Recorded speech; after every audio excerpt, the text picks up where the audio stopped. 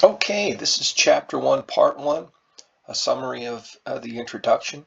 As we move into the bulk now, the next text for this course, which will focus, instead of focusing on guns, will focus on mass murderers. Let us jump into sort of a summary of the introductory chapter. Um, the author writes about 4 categories of mass killers. Um, and by mass killers, she doesn't really get into definitions, which I appreciate because that's always problematic and kind of a headache. We're really talking about someone killing several people. Again, various definitions. A common definition that you'll see is 4 victims. Could be uh, often could be murders, not just injuries. But again, it's difficult to come up with one definition here because this, when we're talking about mass killers, it could include what we're focusing on in this course, but it could also include serial killers because serial killers kill a number of people, sometimes many. And so that's one type of mass killer or serial killers. We see there number 1. Number 2, spree killers. Number 3, workplace killers. And number 4, public mass killers. So school killers split into kindergarten through 12th grade, and college killers are a subset of the last category. There's some, I'm going to make sure that we go over all possible categories here, at least important major categories, because the author is excluding some important subsets that can be included. But let's talk about serial killers.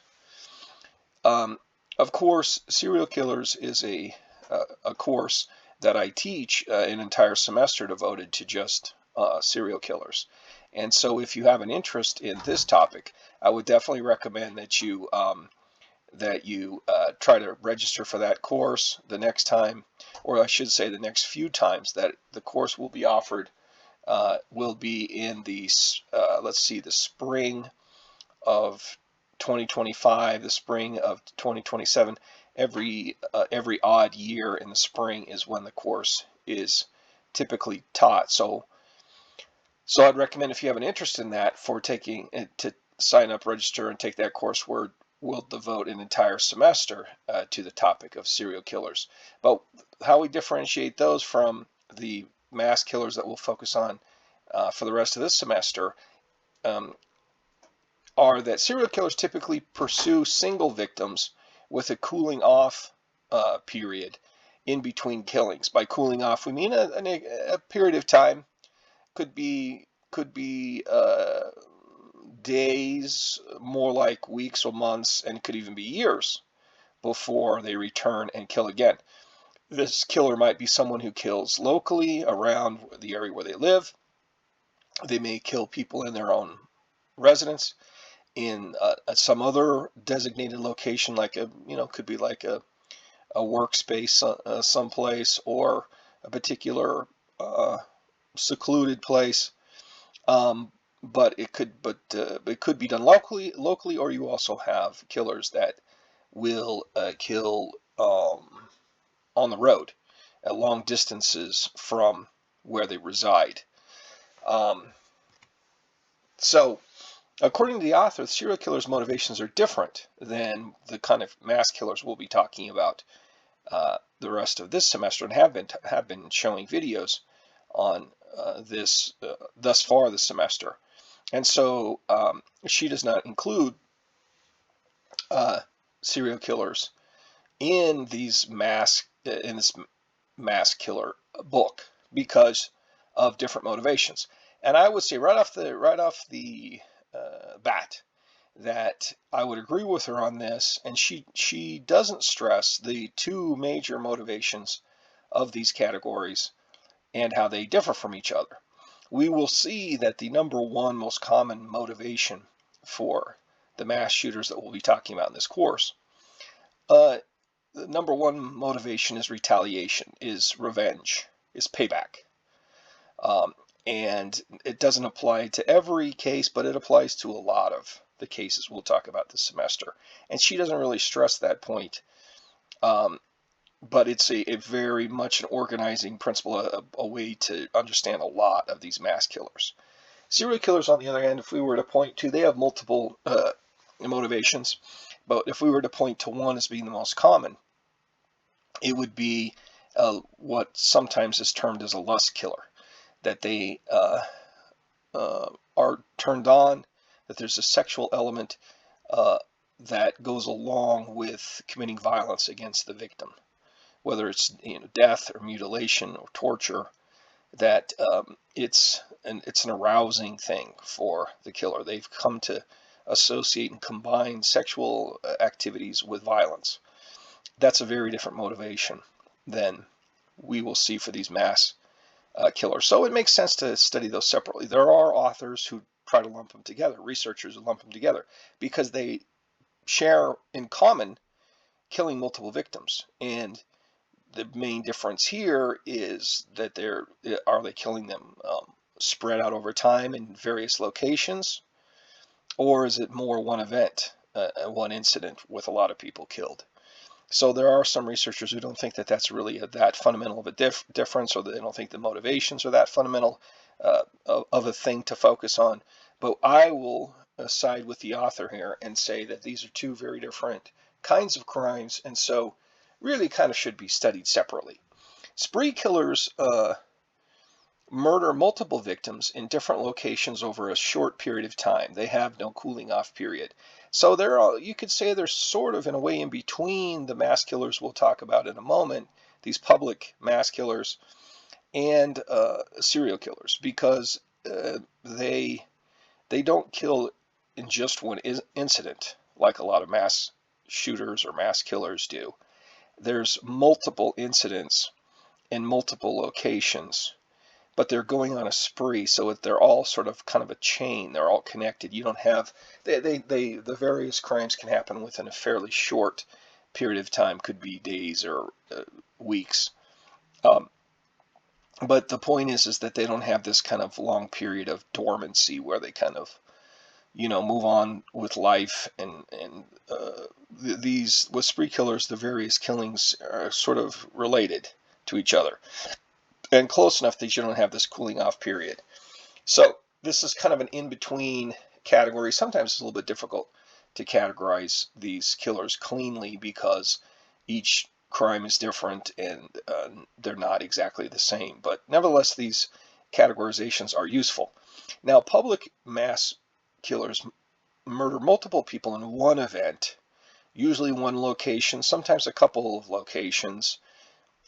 You might see a killer who might kill a family member or family members first at home or at some family location, and then goes to a public place and commits a mass killing of many victims. So it can be more than one location, or can sort of be thought of more than one event, but they're usually closely connected in time, and they definitely are, in the mind of the killer, sort of thought of as one event, one sort of finale, final, ultimate event. That's definitely one thing that helps understand these guys, is they think of these crimes as sort of a big climax, a big finale before they bow out, usually with something like suicide or some end after they've kind of going out in a blaze of glory is what we're thinking about here. Now, let me say maybe a good thing to comment on before I go further is that the author does not include, and I guess I put it, actually, now that I think about it, it's further on in the notes, but I'll say it now because it's on my mind, which is that the author does not include two very important categories of mass killings that are actually common compared to the sort of public killings that she focuses on in this book. And those two types of killings are gang killings, usually retaliatory payback crimes among gang members. This is a fairly common sort of mass murder because there might be multiple victims. Now, there's less likely to be a lot of fatalities. A lot of times with these gang shootings, there's a lot of injuries, a lot of people shot up, but not necessarily many killed. But sometimes there are many killed, but a lot of times it's more a large number of injuries. That's one type. That's a common sort of mass killing or mass injury event. The other type, which is more likely to result in fatalities, is family murders, where a member of of a family, typically a man, father, husband, wipes out his entire family, often followed by his own suicide. This is also a common sort of mass killing, but for various reasons that we don't get into, the depending on the researchers, some researchers do not include these, and it changes the picture of things quite a bit whether you include these or not. At the bare bones level, they could easily be included because there are similar body counts. This is mass killings or mass injuries plus killings, and so on that basis, all these should be included together. But you have researchers for various reasons. Again, I'm not going to get into the nitty gritty. They don't like to lump these all together. A lot of folks don't like to lump these together. And what this author in this book focuses on are mass killings that are of a public nature and are not these gang related. The gang related crimes happen in public places, at a park, at a barbecue, at a funeral, at some neighborhood where people gather. So they are public, unlike the family ones, which are a little more going to be confined to some household. But again, since the dynamics are a little different, the context is different, folks don't like to include the gang killings with these, what they call mass murders. So just keep that in mind, but I will bring up these other types of killings when it's revealing, when it's insightful, when it's important. So just keep that in mind. Now, one place where I'd like to push back against the author's claims is the author claims that extremist ideologies are common among these killers, that she's portraying, and you see this more and more in the literature, whether it be more popular literature or the research literature, this image of mass killers being violent extremists, being ideological, having a belief system which is extreme, which is violent, which is political, of one sort or another.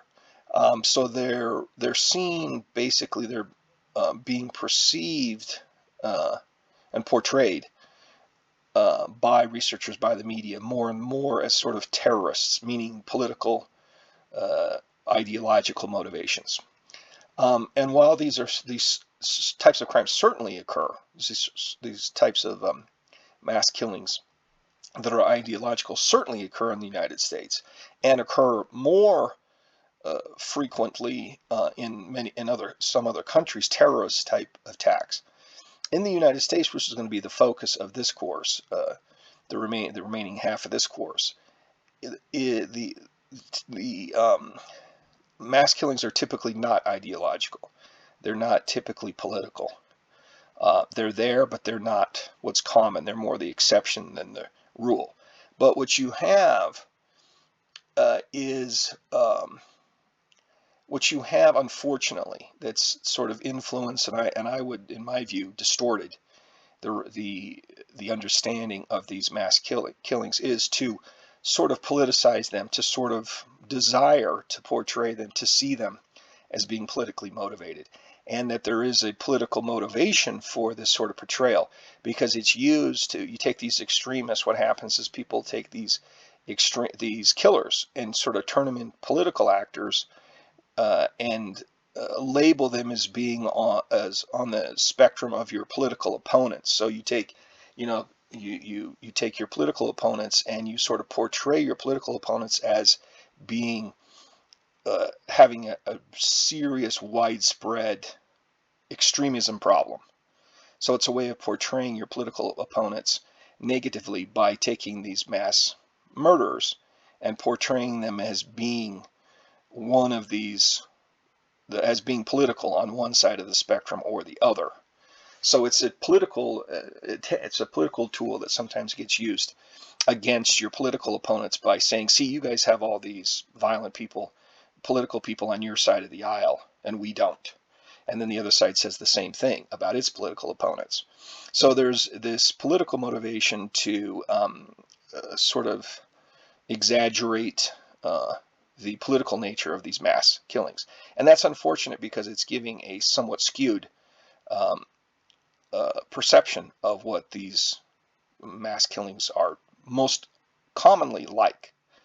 And so I'm pushing back against that and saying this is a subtype. She often, the author often portrays the typical public mass killing as being political. That's, at least that's the feeling you get, and that's not the case at all. It's a minority subset. It's a fairly small subset of all mass killings, and so that's misleading on her part, and she sort of brings up the theme repeatedly. So I'd like to push back against that. Now, the motivation typically for these crimes is retaliation, as I said before, sort of a paranoid retaliation against some group of individuals that you see as having committed an injustice of being bad and doing horrible things, and so you want to retaliate as payback. You want the poetic justice of killing a bunch of them because you perceive them as doing bad things. But again, often these are grudges of people who maybe attended the same school that you attended, or maybe were co-workers with you at your place of employment, or just might be more, they can be people that you have the personal connection with, like the workplace or school, or they might be people who are just sort of symbolic of something that you have a grudge against. So it could be, these people could be just sort of symbolic of representatives of quote unquote society that has wronged you, that has ruined your life, society. Um, so you get a good example of that might be the Las Vegas shooter, who were their motivation is a little bit unknown, but it looks to be someone who's disgruntled, who's very unhappy, who feels like a failure, did a lot of gambling and was not doing well at gambling, and so was suicidal and was blaming everybody else in the world for his problems, and wanted to just take out a bunch of random people at a concert.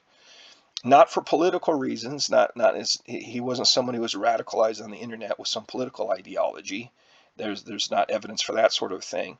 But this is a typical example, even though he's atypical in that he killed and injured so many people as a major event. But it's more typical in that the motivation is sort of a disturbed person who blames other people for his problems, but it's not someone who's like a political radical.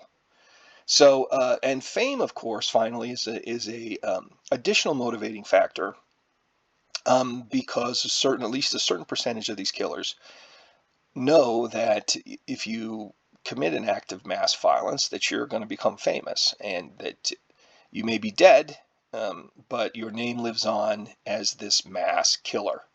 And some disturbed people are attracted to that kind of notoriety, that kind of negative fame. So that we should really fully appreciate right from the beginning as we are exploring the motivations of these mass killers. Let's stop here and we'll continue on in part 2.